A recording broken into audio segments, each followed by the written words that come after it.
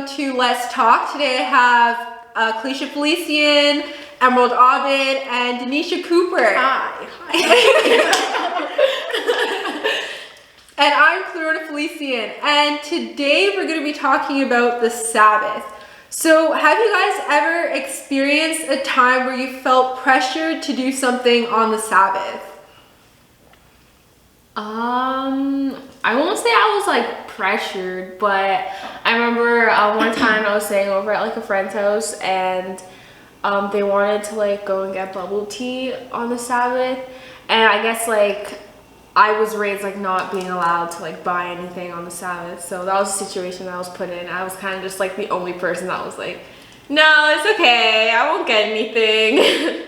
But that was like the only time I can think of. I just never like, I wouldn't say I've ever felt pressured, but I feel like I've never like understood like why like buying things on the Sabbath was wrong and stuff like that. Like growing up, like I didn't understand like why watching TV was wrong when I was younger and stuff like that. Like I see it now a little bit more, but I mean I've never really been pressured besides missing a bunch of my friends' birthday parties because they're on Saturdays, or missing like a basketball game or like something important. I haven't really felt pressured.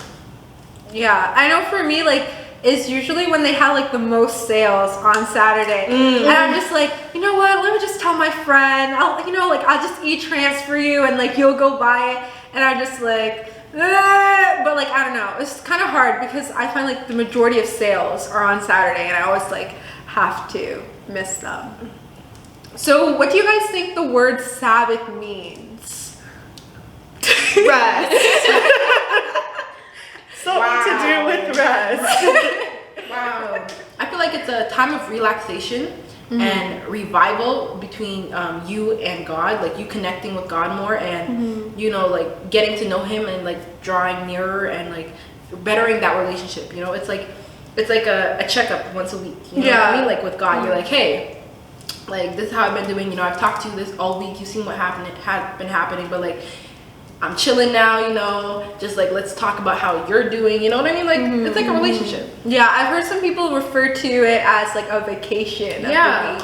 Like you just can relax and like don't have to worry about like the stress about work or different things. So the Greek word for Sabbath is actually sabbatismos. And I don't know how to speak Greek, but this is the best pronunciation I can come with. And they said that it means rest, and it's like this heavenly rest. So what do you guys think the word rest means? Sleep. Yeah. When I think of rest, especially after a long day, I'm thinking of I'm about to sleep, I'm about to relax, I'm about to just taking your mind off things that have given you stress throughout the week, I guess. Yeah, like a break.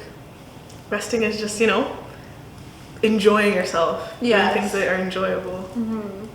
Yeah, so when I looked up the definition of rest, it says you can cease from work or movement in order to relax, to refresh yourself, or to recover your strength. So basically, you're just taking a break to relax yourself.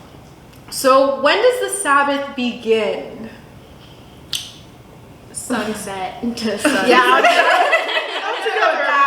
gonna go with sunset to sunset. Because I know some people do it by like the end of the day, like when the sun's starting to slowly set, like right there when they start. That's when they start doing worship and stuff like that. But I know for my family, we usually start like right when sunset is, like the time of sunset, and we go into worship and stuff. Yeah, and don't you guys think it's like kind of weird, like during the week, the day starts like 12 a.m. in the morning and goes to like 11:59, but like why on Friday does Sabbath start at sunset? Like, isn't that so weird? Like, I feel like this sometimes is hard when you talk about it because, like, obviously in Genesis, they didn't really have time like that. It was, you know, your days based on when the sun came up. When the sun comes up, you start your day. When the sun goes down, you end your day, right? But, like, even now, like, people will say, well, what about in places where, like, none of it, where it's dark for, like, a whole month, then it's always Sabbath, or, like, I don't know how they do it, but like for me, like here we are, like that kind of Yeah, it's really complicated for other people in other parts of the world. But from Genesis 1 verse 15, we know it says that the evening and the morning were the first day. So basically, like in the Bible, the evening comes first, then the morning. But here, like I guess in North America, we start from the morning to evening.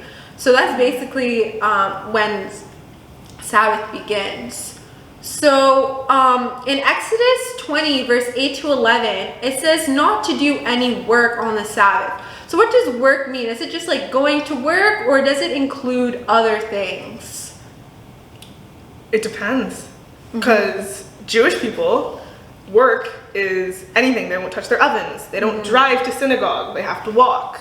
They don't use their appliances. They don't do anything like that. So they literally don't do anything that considers any type of physical or even mechanical labor. Like, they don't do it. Yeah, do you guys think that's a little bit extreme? I do. I think because, so. you know, I like a hot, scrumptious macaroni pie. They'll keep their warmers on. They just won't turn it off. Like, they just leave it. Like, I need like a hot meal on Sabbath. Like, I love like the food, like especially potlucks on Sabbath. Like, imagine if all that went away because of the way the Jews did it. But see, for me, like, this is the part that is interesting, because, you know, there's not one right way to do it. Because for you or for us, that's ridiculous. Like, obviously, we drive to church. Like, we don't consider driving work. But, like, there are some people who think that turning on the television, even, like, in Adventism, like, don't watch TV. So what about people who have jobs, such as doctors, right? And they do work. Do you guys think, like, nurses should be allowed to go to their jobs on the Sabbath? Yes. Or? And it's just like the situation where Jesus healed the man on the Sabbath, and the Pharisees were calling him, like, I forget the names they called him. But, you know, they were saying like you're disrespecting the Sabbath and you're doing bad on the Sabbath. But in reality, if somebody's dying on the Saturday, you have to be like, you need to save them. You know what I mean? Especially if it's like you have a family member or something, like you're gonna want to put in that effort to save them. And if everybody is Seventh-day Adventist, or everybody is of a religion and they don't do work on the Sabbath, then who's gonna save anybody on the Sabbath? You know what I mean? There would be more death rates and stuff like that. But I don't. Once again, that's just my opinion, and you know, a lot of people have different opinions, so I'm not sure. There are some people who are like, will counter that and be like, well, then why are you getting paid if you're doing it for Jesus? Like, then there's people that'll be like, you know what, I'll work, but I'm not gonna get paid for the hours, the Sabbath hours that I'm working. There's that. But then, you know, that's all. I feel like some jobs are essential for sure, though. Like, a doctor can't just leave their patient and be like, oh, it's my Saturday. Yeah, I mean, what they want to do with the money is up to them and their conscience, but I feel like there are some jobs where that just have to be done. Yeah. No, I definitely agree. I think it's more of like your personal conscience and like your relationship with God. I think God will speak to you in different ways, and like if you feel like pressed to, I don't feel that us as Christians should judge other people, because like our relationship is all different, right? So, what are some things that Jesus did on the Sabbath? He healed. Yeah, he did. He healed. He went to the temple. Yeah. As was his custom. Yeah. Yeah, he also like taught the scriptures. Yeah. And he used that as a time to like connect with people and to fellowship, which is also like why I feel like church is important, right? So we can like fellowship with other people and get to know God a little bit more. So how can we keep the Sabbath holy? You know what? It's, how we do it for every other day that we have things to do, make a schedule. And be like, okay, we're gonna do this then, we're gonna do that there, and finding different ways. I feel Yeah. like it's just finding different ways to enjoy the Sabbath, because like doing the same thing on Saturdays get boring. Yeah. So I feel like finding different activities, like going on Sabbath walks, like going like on a nature hike and exploring nature and stuff like that. It's different ways to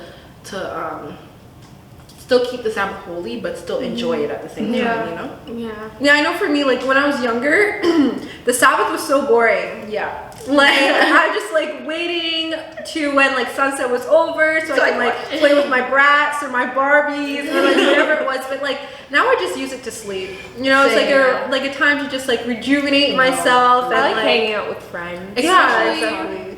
In college, if you go, especially when you go to an Adventist college like I do, and Sabbath comes and everything shuts down on campus, and it's like the most relaxing time because it's just a break from everything, the busyness of the week, the stress of the homework and all that stuff. Like teachers will really extend due dates till like Sunday, Monday, just because they want you to be able to rest and enjoy your Sabbath. So now I love it. Like Sabbath is great. It's a great time, especially to connect with God and, you know, feel him closer to you, I guess. You definitely appreciate it more after you're like in school for so long, or if you have like a job. You literally look forward to Saturday since like Sunday. Like waiting for Saturday.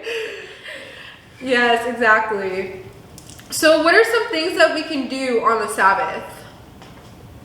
Like I said, nature walks. Nature walks, yeah. I've been starting my Sabbath on Friday because we have I'm on my youth ministries team for my church, right? But we have Friday night online, whatever, because like coronavirus. So we have like a Friday evening vespers meeting type, whatever, and every week it's a different topic, conversation, what have you. So like we'll do that, and sometimes I'll do that, and then I'll sleep in on Saturday morning, or I'll get up for church, even though church starts at noon. It's okay, because, you know, I have my worship on Friday. So sometimes I'll do that, or just chill. Yeah. You can also like watch sermons. The pastor that I really like is Ivor Myers. I don't know if you guys have heard of him, but he's really good. He's like super like charismatic, and I find like it's really good for like young people because his sermons are like really good, and I really like enjoy watching his sermons. There's also another YouTube called like LED Lights. Like I don't know if you guys have heard them, but they're really good. Like they'll show you like kind of the deceptions behind like yoga or like a certain like movie and stuff. It's like extremely interesting. And yeah, it's like a discussion based too, so it's not like someone's just standing up there preaching. It's like a table discussion. I've been watching recently Oakwood's live. Oakwood Live, that's good. At online, and when I tell you, like the pastor has been preaching the message that people need to hear, not necessarily what they want to hear, but what they need to hear, considering the time we're living in. It's something that like everybody really needs to like listen to and hear what he's saying, not just hear it, but like hear it. You know what I mean? So internalize. Yeah, internalize. So what do you guys feel about cooking on the Sabbath? Because I know like in Exodus 16 verses 29 to 30, God said that we should get a double supply on Friday. Like this is when he's talking about the Israelites, and when he was giving them manna, right? And he was telling them, you guys need to pick a double portion on Friday so you guys don't have to pick manna on Sabbath. So obviously we're not going out picking manna, but we do cooking. So what do you guys think about like cooking on the Sabbath? Do you feel like we should prepare everything Friday and then maybe just have cold food on Like I said, we're gonna go right back to what I said before. Quick last clip. I like a hot meal. So there is no way you're gonna catch me unless we're having haystacks. Even that, the beans gotta be hot. So there's no way you're gonna catch me eating cold food on the Sabbath. I feel like that was more directed to like, for example, if we're gonna relate manna picking to our time, is like going out and buying food to prepare. Yeah, groceries. Yeah, groceries. Yeah. That's what I feel like God was talking about when he was talking about pick double. Practically applying the Bible. Exactly. So it's okay. Let me not say it's okay, depending on what you believe in, but it's okay to have a hot meal. I'm good. Because if I'm eating cold food, that's gonna make me bitter. And then why am I bitter on the Sabbath? Yeah, exactly. What? You start like hating the Sabbath, like resenting, like it. that burden. And we don't want resent on When you're Sabbath. cooking, if you're with your family, that's fellowship. Right there. That's quality time. What you say? Ain't nothing wrong with See? that. That's just Hot me. meals are it. I promise. What do you guys feel about like social media media. I've heard some people say like it's not good because then like Your attention. Yeah, your attention is just like not on God. What do you guys think about like social media? I agree with that. I feel like it's a really big distraction, especially since that's all I do during the week on my free time. So I feel like when you put social media to rest on the Sabbath, you really have more time, because the amount of time that social media takes up is ridiculous. When you open TikTok, you don't see the Yo, time. TikTok. You don't see I'm the sorry. time. So. But like, nowadays, I find like even especially on like Instagram now, I find that there's more like, especially if you're following those pages, but there's a lot more like sermon based things on Instagram and stuff, because they know we're always on social media, and like it's like something we're really, I guess, addicted to. You know what I mean? And so because of that, I find that a lot of people are now posting sermons on Instagram, having discussions on Instagram Live and stuff like that. So it's another way, if you love social media, to fellowship and can be connected with God on the Sabbath. You know? Yeah, exactly. I used to have this app, and I don't remember what it was called because it was on my. I had it a weird time ago, but it was like the prayer version of Instagram. So like you can like post stuff and stuff like that, and like put your prayer requests and like pray people. So that's like another one. That's just, you know. That's cute. I honestly have no That's idea what it's cute. called, but Just look it up. Google. Google got you. So what do you guys feel about swimming? Like, I know personally for me, when I was younger, I was not allowed to swim on the Sabbath. I don't understand that. I still don't understand that. Because like for me, I'm like, if you can go on like a 4-hour nature walk, it's why nature. can't you like swim in a lake? That's Like, what you know what I'm like, saying? Like they're both nature, it's and they're both relaxing. exercise, and like it doesn't, like there's no way you can feel the presence of God more on a walk than you can swimming in a lake. pool. You know what I'm saying? Or like kayaking. I don't know, that's just me personally. I understand public pools and stuff. I totally get that, because you have like the music, and obviously it's a very secular setting. But if it's gonna be like your cottage, then that's like different. I don't know. I know, you know, Sabbath is about relaxation, you know, and you can just be chilling, you know, relaxing on the beach, you know. I mean, you know, with Christian music. But, you know, like relaxing and feeling that connection, because, I don't know, for me, swimming is so peaceful.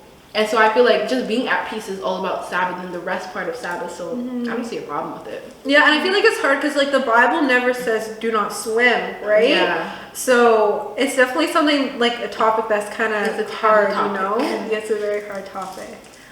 So what are some things we should not do on the Sabbath? I mean, bye, obviously. I don't, honestly, that's up to you to decide. Thank you. Because I am not gonna sit here and be like, don't do this, hey, don't do that, hey, because that's not up to me. Like, that's between you and God and your relationship with God. Because some people are at different relationships with God, and where they're doing different things because that's what makes them feel closer to God. So do whatever makes you feel closer to God, and things that don't draw you further away from Him. That's what I say.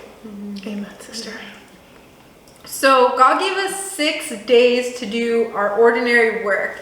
So do you think sometimes like we be a little bit selfish not to give one day completely to Him?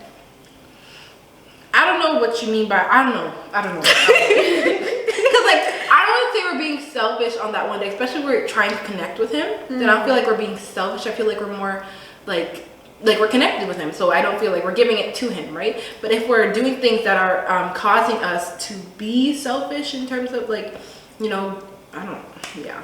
Yeah. See, like, my thing, like, the ways I want to answer this is, God made the Sabbath for us, you know? It's not like, He would be fine without it. He doesn't sleep. Yeah. Like, He doesn't need to rest. Yeah. He's good. Like, He's good.